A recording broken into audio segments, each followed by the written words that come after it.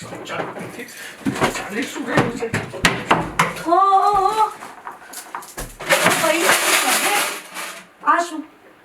કરે છે તું બધું?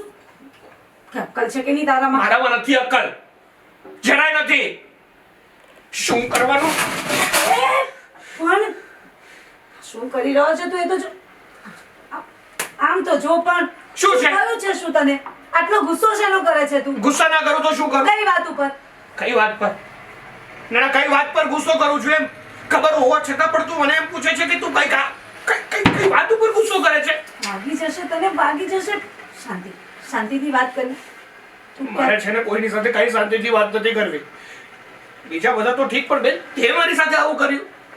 શું કર્યું?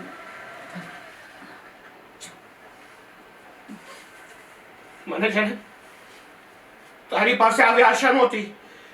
આટલા મને સપના બતાવ્યા, મને કીધું કે તું આવીશ પછી હું મને વિદેશ લઈ જઈશ, અને અત્યારે વિદેશ જવાની ના પાડે છે.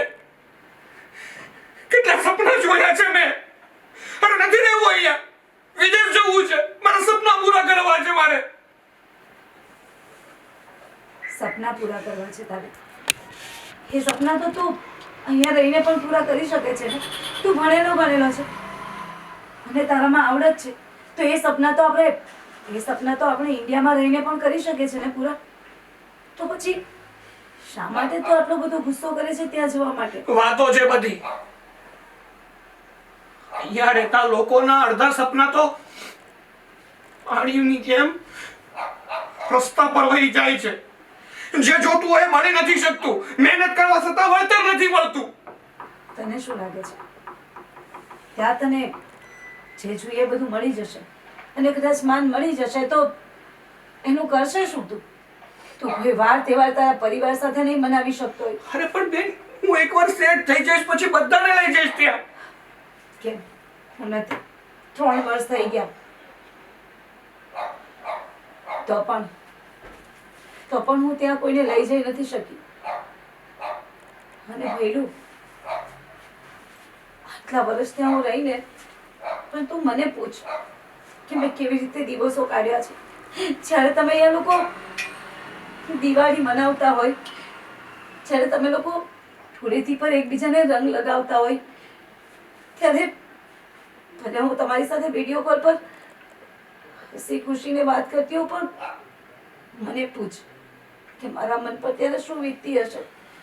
એકલી બધું જોઈને બસ મનમાં રાજી થતી અને અંદરથી મૂંઝાતી કે કાશ હું મારા ફેમિલી સાથે ત્યાં હોત અને આ બધા તહેવારો માણી શકતે.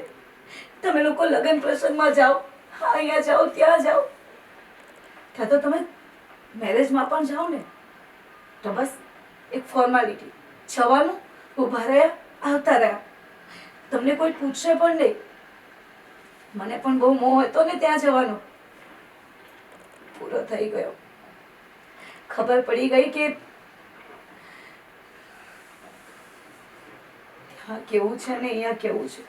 જ્યારે તમે તમારા ફેમિલીથી દૂર રહેશો ને ત્યારે ખબર પડશે ને. વિચાર કે અહીંયા મમ્મી પપ્પાને કંઈ થઈ ગયું, ભગવાન કરે ને 100 વર્ષ ના થાય, પણ કંઈક થયું તો તું શું કરશે? તું અહીંયા પહોંચી શકશે?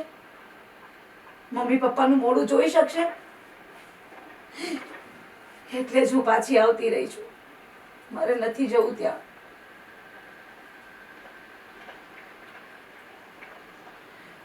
પછી તારી મરજી, તારે જવું હોય તો હું તને મોકલી આપીશ, પણ હું નહીં આવું.